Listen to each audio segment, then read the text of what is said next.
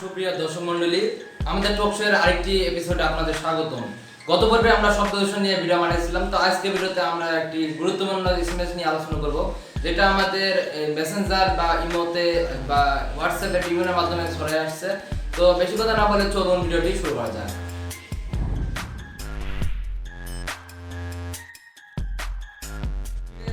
পরে আমাদের আজকের টপিকের উপরে আমরা কিছু পিকচার দিয়েছি, আপনারা অলরেডি স্ক্রিনের উপর দেখতে পাচ্ছেন। তো পিকচার দেখতে পাচ্ছেন কি একটা মেসেজ চলে আসছে, যে মেসেজটি ঠিক এরকম দেখাচ্ছে। আমি পড়ে শোনাই।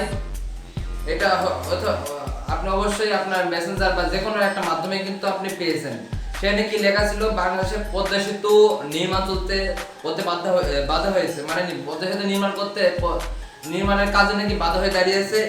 এর জন্য 1 লাখ বা তার অধিক পরিমাণে মানুষের মাথা প্রয়োজন। এটা কোনো কথা হলো ভাই, যে পদ্মা সেতু করার জন্য মানুষের মাথা লাগবে? তো এটা যে সেই রূপকথার কাহিনীর মতন হয়ে গেল, যে রূপকথা দেশে নাকি মানুষের মাথা লাগবে, তারপরে একটা কিছু হবে, পানি আসবে বা কি বলে সেতু বানাবে, রাস্তা বানাবে। এটা তো সেই রূপকথার গল্পের মতন হয়ে গেল। তারপর পড়া যাক, সেখানে লেখা আছে যে মাথা প্রয়োজন, সেতুর কাজ চালাতে তাই বাংলাদেশের প্রধানমন্ত্রী নির্দেশ দিয়েছেন। এখানে নাকি বাংলাদেশের প্রধানমন্ত্রী নির্দেশ দিয়েছেন যে 1 লাখ মানুষ বা তার উপরে মানুষের মাথা কেটে আনার জন্য। এটা কোনো কথা হলো যে প্রধানমন্ত্রী বা বাংলাদেশের প্রধানমন্ত্রী এই কথা বলে? এটা আমার বিশ্বাস যে এটা 1 নম্বর একটি ভুয়া নিউজ। কারণ কখনোই একটা সরকার চাবে না যে তার জনগণ মাথা কেটে দিবে বা হত্যা করার জন্য। একটা শুধু ব্রিজ বানানোর জন্য, পদ্মা সেতু কিন্তু একটা বড় একটা প্রকল্প। তো এটা 100% ভুয়া নিউজ। আপনারা যারা মেসেঞ্জারে বা বিভিন্ন মাধ্যমে সোশ্যাল মাধ্যমে পেয়ে থাকেন, তারা জেনে রাখুন, এটাতে কোনো ঘাবড়ানোর দরকার নাই। তো আবার কি লেখা আছে সেটা আমরা পড়ি। সারা বাংলাদেশ জুড়ে 42টি দল বের হয়েছে। আমি আরেকটা মেসেজ দেখছিলাম, সেখানে 41টা 40টা এমন লেখা দেখায়। মানে এটা তো 100% ভুয়া মেসেজ। যে লিখছে সে তো খুবই মজা মারতেছে আর আমরা এদিকে ভয় পাচ্ছি। কিন্তু এটা একটা ফেক নিউজ, আপনারা জেনে রাখুন। কারণ আমি বিস্তারিত আলোচনা করলে আপনারা বুঝতে পারবেন। তো বাতাস সংরক্ষণের জন্য এরা প্রত্যেক হাটে, খেলার মাঠে, হাট বাজার ইত্যাদি জায়গায় ঘুরে বেড়ায়। মানে যারা 42টা বা 41টা দল বের হয়েছে, তারা নাকি মানুষের মাথা নেওয়ার জন্য বিভিন্ন বাজার ঘাট, খেলার মাঠ ইত্যাদিতে ঘুরে বেড়াচ্ছে মানুষের মাথা কাটার জন্য।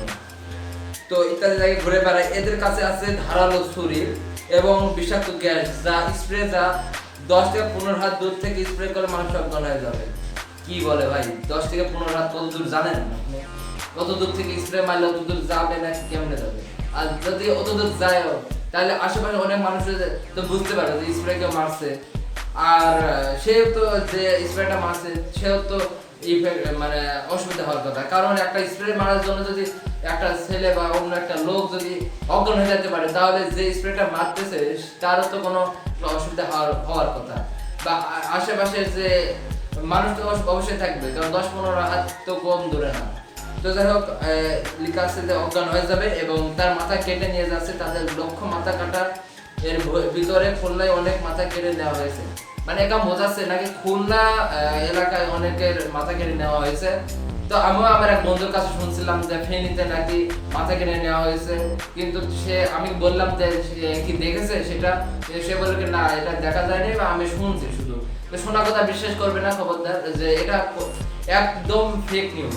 কারণ এরকম কোনো বিষয় কিন্তু সামনে আসেনি। এই নিয়ে অনেক ইউটিউবার কিন্তু ভিডিও বানাইছেন, ইউটিউবে দেখলাম। তো আমি কোনো একটা ভালো ইউটিউব, মানে ভালো যে 1 নম্বর ইউটিউব, সেখানেও কিন্তু আমি দেখলাম না যে এরকম বিষয় নিয়ে কোনো একটা ভিডিও বানাইছে। এটা একটা বিশাল কিন্তু গুরুত্বপূর্ণ বিষয়। কারণ 1 লক্ষ মানুষের মাথা কেটে নেবে পদ্মা সেতু নির্মাণের জন্য। এটা কিন্তু মিডিয়া বা সকলকে জানার কথা বা সংবাদ মাধ্যমে কিন্তু লেখার কথা। কিন্তু এরকম কেউ কিছু আছে না, শুধু এই মেসেঞ্জার বা ইমো, ভাইবার ইত্যাদি হোয়াটসঅ্যাপের মাধ্যমে কিন্তু ছড়াই দিচ্ছে। আমরা আগেও দেখেছি অনেক ফেক নিউজ কিন্তু এইভাবে ছড়িয়ে আসছে আমাদের সোশ্যাল মাধ্যমে, বিভিন্ন মেসেঞ্জারের মাধ্যমে। তো আমরা এগুলো কখনো বিশ্বাস করবো না। অনেকে আবার লিখেন যে এই মেসেজটা শেয়ার করুন, তাহলে আল্লাহ তাআলা নাকি এই পুরস্কার দিবেন, ওই পুরস্কার দিবেন, বা এটা শেয়ার না করলে আপনি মারা যাবেন, এটা করবেন, ওটা করবেন। বিভিন্ন ধরনের ফেক নিউজ শুধু আন্দাজে, কি বলে, যারা মস্তিষ্ক মানে খারাপ মনের মানুষরা কিন্তু শুধু লেগে এগুলা প্রচার করে দেয় এবং শুধু বসে মজা মারে। কিন্তু আমরা এটা বোকার মতো শেয়ার করে যাই, কখনো আমরা শেয়ার করবো না। এবং হাদিস বা কোরআন কখনো লেখা নাই যে মেসেজটা শেয়ার করলে নাকি ইয়ে হবে, সোয়াব হবে বা এরকম হাদিস ইয়েতে কোনো লেখা নাই। এমন হয় যে তুমি কোরআনে যদি কোনো একটা জানো সেটা তোমার বন্ধুর সাথে শেয়ার করো, এমন হতে পারে। বা এটা ফালতু বিভিন্ন ধরনের মেসেজ দিয়ে কিন্তু মানুষকে হয়রানি করে। তাছাড়া আরো বিভিন্ন রকম ভাবে হয়রানি করে যে আজকে কি নবীজির মেয়ে ফাতেমা রাদিয়াল্লাহু তাআলা আনহার নাকি জন্মদিন বা এরকম বিভিন্ন ধরনের কিন্তু ফেক নিউজ তারা প্রচার করে আসছে, কিন্তু আমরা সেগুলা আবার ফরওয়ার্ড করে নাকি আবার লিখে নিচে লেখাও থাকে যে আমি তো বিপদে পড়েছি, তুমি এখন অন্যজনকে শেয়ার করো, এরকম সত্য দিয়ে লেখা থাকে। কিন্তু আমরা এটা কখনো শেয়ার করবো না। আমরা যদি শেয়ার না করি তাহলে কখনো এটা কিন্তু অন্য কারো কাছে পৌঁছাবে না।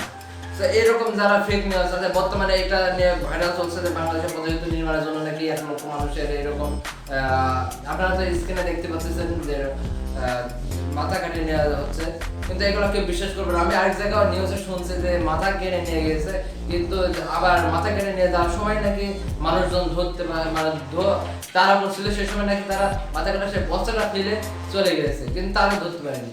এরকম কোনো নিউজে আসে নাই যে ধরতে পারছে বা কারা কাটছে কি। তো বুঝতে পারছেন এটা একটা ফেক নিউজ এবং মাথাটা এসব কিছুই না, আপনারা কোনো চিন্তা করার কারণ নাই। আর সেতু করতে কেন লাগবে, মাথা লাগবে, এটা তো বুঝি না। আচ্ছা মনে করেন কোনো একটা জীবজন্তু বা কোনো পানির নিচে কিছু যদি করে সমস্যা করে, তাহলে আমাদের প্রশাসন কেন আছে বা বিডিআর আর্মি কেন আছে, তাদেরকে রক্ষা করতে পারে না? বা বিজ্ঞানী কেন আছে? এটা জন্য মানুষের মাথা কেন লাগবে বলেন তো? এইসব ভুয়া নিউজ শেয়ার করতে বিরত থাকুন এবং যারা শেয়ার করে তাদের পারলে পুলিশকে ধরে দিন, কারণ আমাদের এটার ফলে কিন্তু অনেক হয়রানি হচ্ছে, অনেকে ফোন কল বা বিভিন্ন ধরনের অসুস্থ হয়ে পড়ছে। তো এরকম ভুয়া খবর থেকে দূরে থাকুন। তো আশা করি আজকের আলোচনাটি বুঝতে পারছেন এবং কোনো রকম ভুল ত্রুটি হলে অবশ্যই আমাকে কমেন্ট করে জানান এবং পরবর্তীতে কি ধরনের ভিডিও চান সে নিয়ে অবশ্যই কমেন্টে লিখে দিন এবং ভিডিওটি ভালো লাগলে লাইক এবং শেয়ার করতে কখনোই ভুলবেন না। আর আমার চ্যানেলটিতে নতুন হলে অবশ্যই সাবস্ক্রাইব করে পাশে বেল আইকনটি বাজিয়ে দিবেন এবং পরবর্তী ভিডিওর দেখা আমন্ত্রণ জানিয়ে আজকের এই ভিডিওটি এখানে শেষ করছি।